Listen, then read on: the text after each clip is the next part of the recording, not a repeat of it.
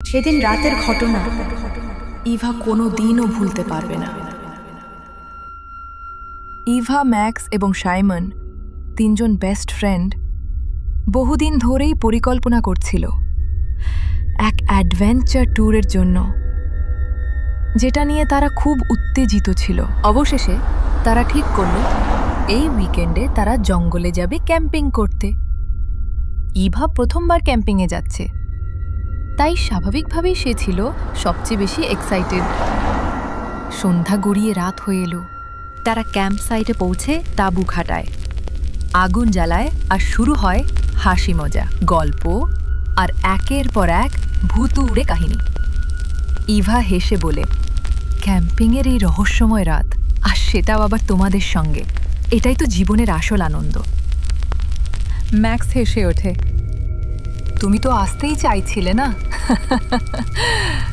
ভেবেছিলাম রাতে তুমি ভয়ে পালিয়ে যাবে।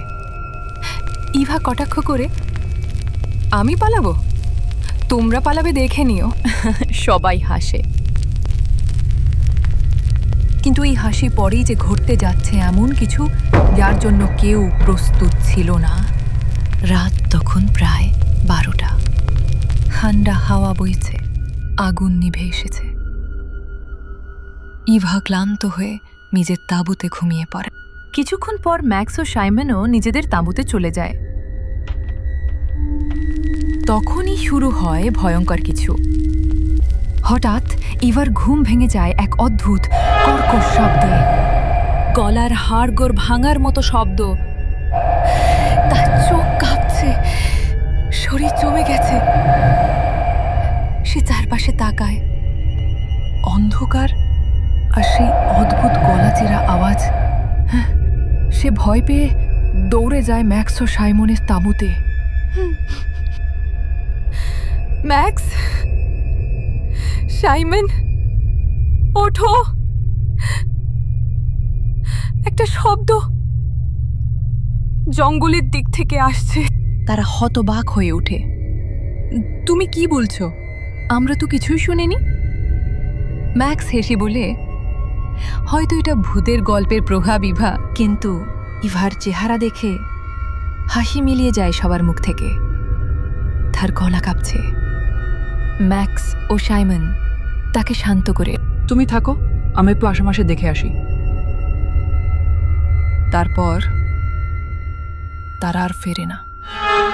সময় গড়ায় 10 মিনিট, 20 মিনিট, 30 মিনিট। এবার আতঙ্কে কান্না করার মতো অবস্থা।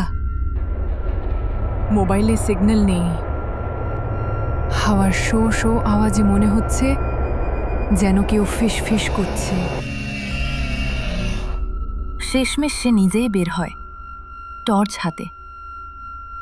ম্যাক্স, সাইমন, প্লিজ, যদি এতে কোনো প্র্যাঙ্ক হয় তবে থেমে যাও।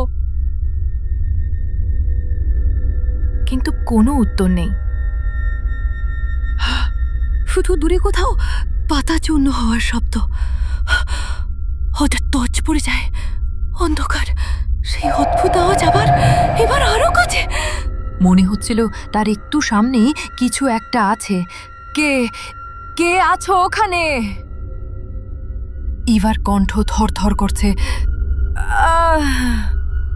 আমি একা না, আমার বন্ধুরা আছে। হঠাৎ দূরে দেখা যায় ম্যাক্স আর সাইমনের রক্তাক্ত লাশ। তাদের লাশের পাশ থেকে একটা প্রচন্ড ভয়ানক জিনিস বেরোলো।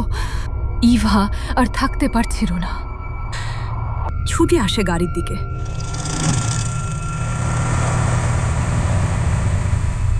ইঞ্জিন স্টার্ট করে গাড়ির সামনে বাড়াবে, এমন সময় তার সামনে দাঁড়িয়ে আছে একটা ভয়ানক দানব। চোখে রক্ত, মুখ নেই, কেবল গলা থেকে বেরোচ্ছে সেই আওয়াজ। ইভা চিৎকার করে গাড়ি ছুটিয়ে দেয়। অন্ধকার রাস্তা ধরে পালিয়ে যায় সে। পেছনে রেখে যায় সেই রহস্যময় জঙ্গল।